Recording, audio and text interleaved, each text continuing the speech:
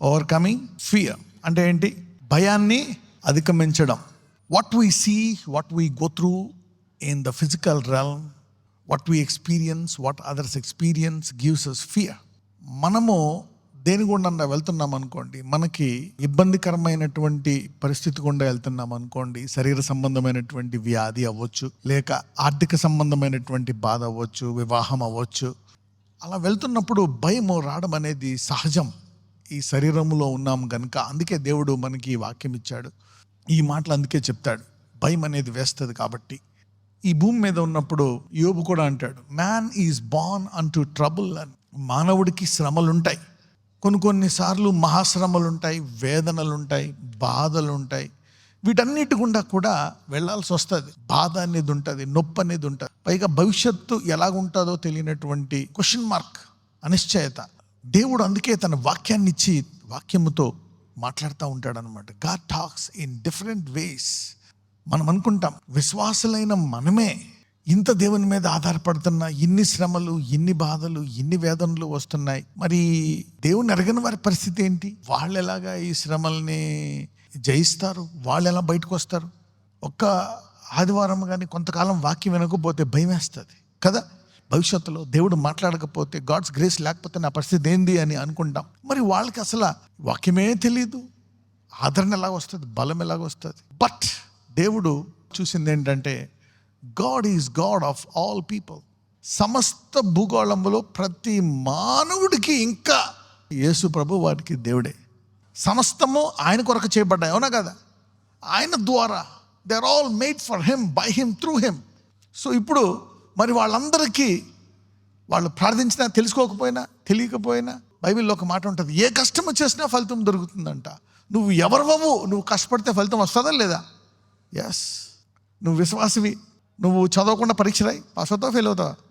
Obviously ఈ భూలోకంలో ప్రతి మానవుడికి కంపల్సరీ వారి వారి యొక్క క్రియల చొప్పున వారికి ఇచ్చేది కూడా దేవుడే. వారు చేసే దాన్ని బట్టి this is all the plan of God. మనం వాళ్ళు ఏదో దేవుని బిడ్డలు కాదు నో. సమస్తము ఎవరి కొరకు చేయబడ్డాయి? ఆయన కొరకు, ఆయన ద్వారా.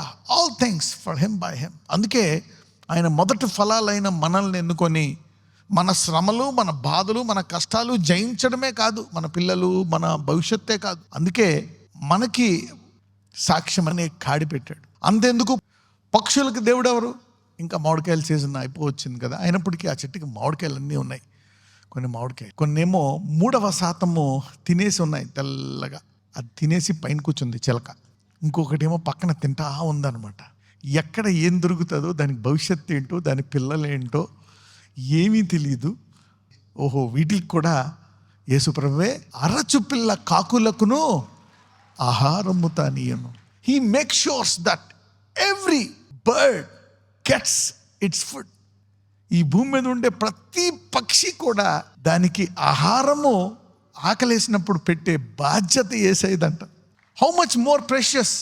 వీళ్ళు దేవుణ్ణి ఎరగనప్పటికీ, ఆయన వాక్యం ఎరగనప్పుడు కూడా ఆయన స్వరూపంలో చేయబడ్డారు కాబట్టి వారికి మరి ప్రత్యేకముగా కూడా కృపనిస్తాడు. We know that he's working with us, he's doing in us. ఈ చేసేది, ఈ కృప, ఈ అద్భుతాలు ఎన్ని మన జీవితంలో అడిగేది, ఎన్ని చేసేది ఆయనే అని మనం తెలుసుకొని ముందుకెళ్తున్నాం. అందుకే పరలోక రాజ్యంలో మొదటి ఫలాలైన మనకి మీరెవరో నాకు తెలుసు అంటాడు. God knows you. అయితే ఈ భూలోకంలో ఇప్పుడు మనం దేవుడికి తెలుసు. ఎందుకని? ఆది యందు వాక్యం ఉండెను, వాక్యము దేవుడై ఉండెను. మీరు ఆ వాక్యాన్ని ప్రేమిస్తున్నారా, వాక్యం వింటున్నారు కాబట్టి మీకు ఆ వాక్యం తెలుసు. కాబట్టి మీకు ఎవరు తెలుసు? యేసయ్య తెలుసు. అందుకే మొదటి ఫలాలుగా పరలోక రాజ్యము రాకడలో మొదట ఎత్తబడేది ఎవరు? మనమే. ఈ గాలి ఇదంతా చేస్తుంది ఎవరు? యేసయ్య అని తెలుసుకొని ఆ ఆనందముతో జీవించడం వేరే, ఆయన స్తుతించుకుంటా. బట్ మనకి ఎక్కువ శోధన ఉంటుంది అందరికంటే ఎక్కువ. ఎందుకు? Why should we have all these battles? ప్రకటన 12:12. అందుచేత పరలోకమా, పరలోక నివాసులారా ఉత్సహించుడి, భూమి సముద్రమా మీకు శ్రమ. అపవాది తనకు సమయం కొంచెమే అని తెలుసుకొని బహుక్రోధము గలవాడై మీ వద్దకు దిగివచ్చి ఉన్నాడని చెప్పాను. He went to fight with those who have the testimony. అపవాది మనకి సమయము తక్కువగా ఉందని తెలిసి ఎలాగైనా సరే మన సాక్ష్యము పడగొట్టాలని మన మీద యుద్ధం చేస్తాడంట. He knows that the time is less and he want to put us down. ఎలాగైనా ఈ సాక్ష్యం నుంచి తప్పించాలని కోరుకుంటాడు. నువ్వేం చేద్దాం అనుకున్నా సింపుల్గా చేయగలుగుతావు. ప్రార్థన చేద్దామని డిసైడ్ అవ్వండి. ఎన్ని తీసుకొస్తాడో బైబిల్ చదువుదామని. ఆ తర్వాత ప్రార్థనలో కూర్చోండి. మీ మనసు ఎంతసేపు ఇబ్బంది పడుతుంది లైన్లోకి రావడానికి.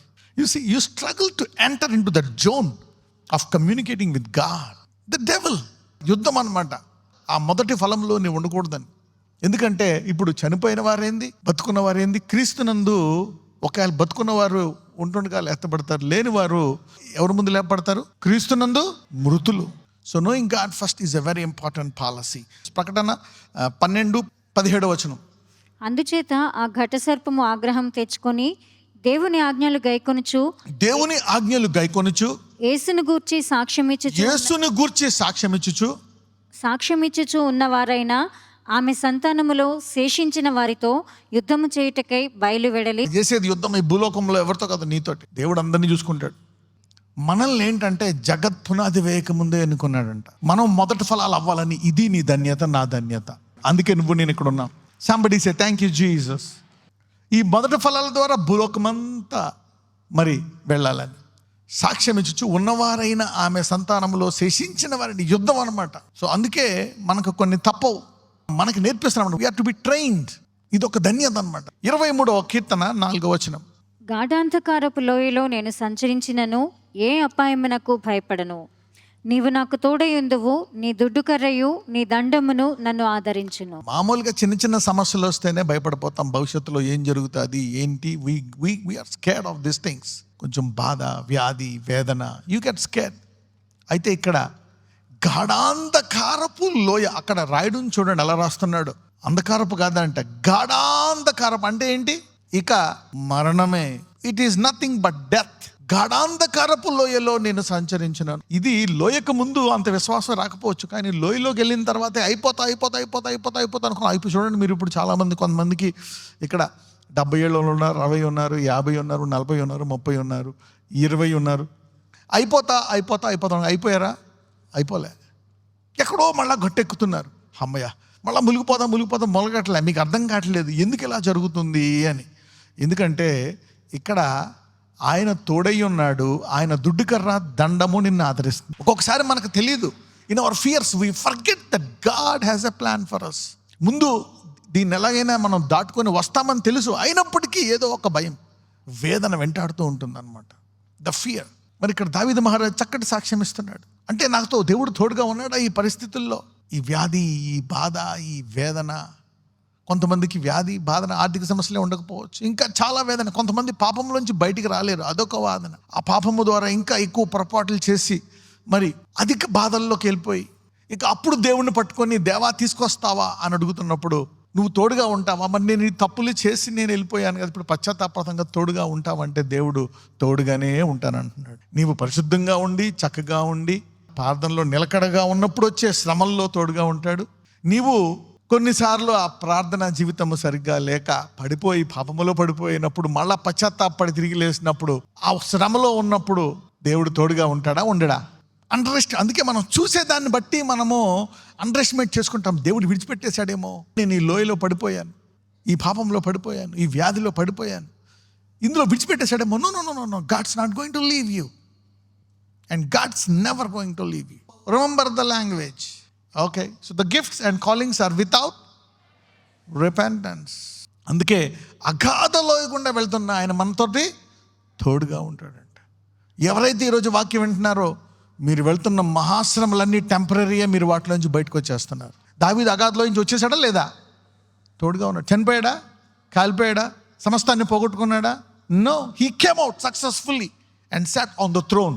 So God will always encourage you to fight your fears. కాబట్టి దేవుడు ఎప్పుడు కూడా నీ భయాలను అధిగమించాలని కోరుకుంటాడు.